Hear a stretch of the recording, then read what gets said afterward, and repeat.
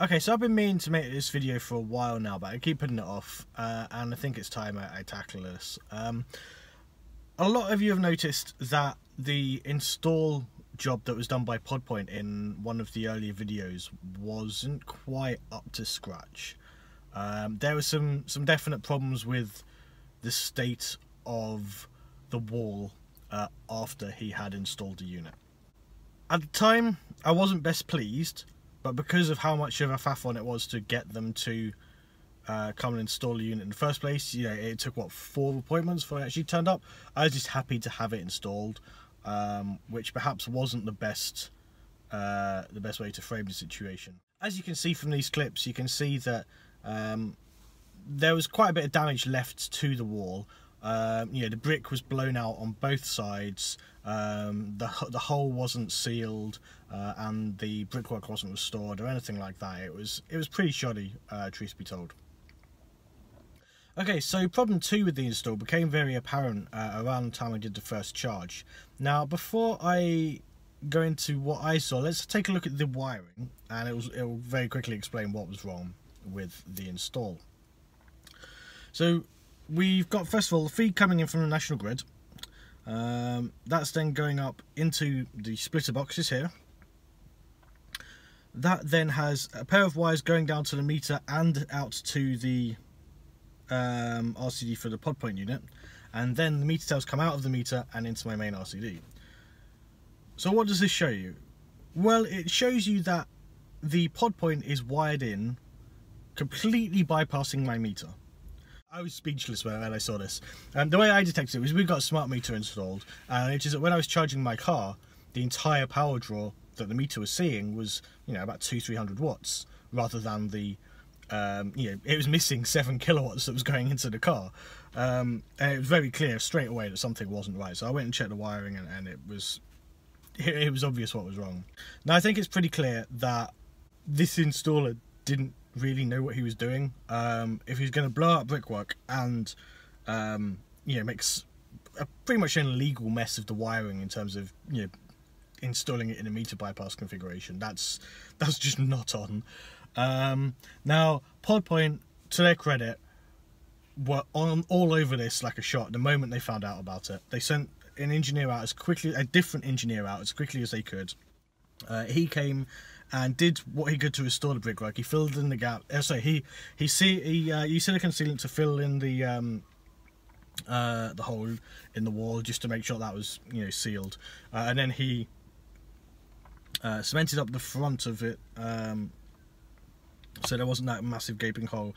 And he did the same on the outside, trying to shape the cement to the brick, so it looked okay. It doesn't look totally like it did before, but it doesn't look quite as bad as it did when, you know, the brick was blown out, exposing the interior of the brick to the elements and things. So yeah, okay, it's not ideal. It's better.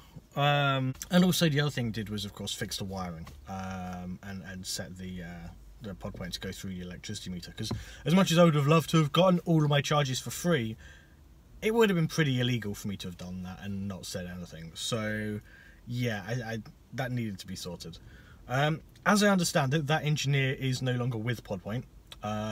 He no longer works there, and everyone who spoke to me from Podpoint couldn't have been more apologetic about what had happened. They were all pretty disgusted with the state of the wall and the state of the wiring. I mean, I get why. I mean, I'm sure it's pretty embarrassing for them as a business to have that level of work done in their name. Yeah, it's a shame, really, because the install just went so badly wrong at every possible step. I want to like Podpoint, I do, but this install just went so badly wrong. It seems like it would be an outlier. It seems like an installer that didn't quite know what he was doing, that created a bit of a mess, and they have handled that. But I just hope this isn't happening to other people. Certainly the second engineer seemed a lot more switched on about what was going on, how to do things properly, how not to screw things up.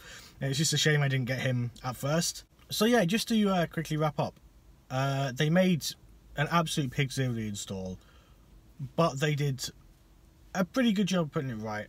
And the service since then has been great. It's just a shame it went so wrong at the install. Obviously, they missed 4 appointments. They missed 3 appointments.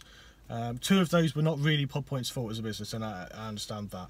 And then obviously they made the mess of the wall, and they made. I can't believe the wiring. The wiring is the thing that shocks me the most. Sorry, poor choice of words there. The wiring is the thing that I'm most surprised at.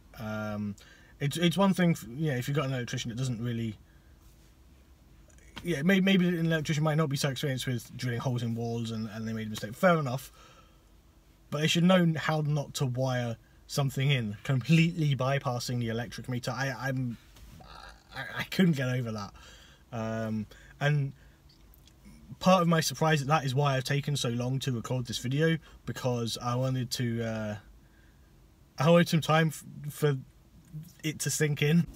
If you like this video, please remember to like and subscribe, and I'll see you next time. Thanks for watching.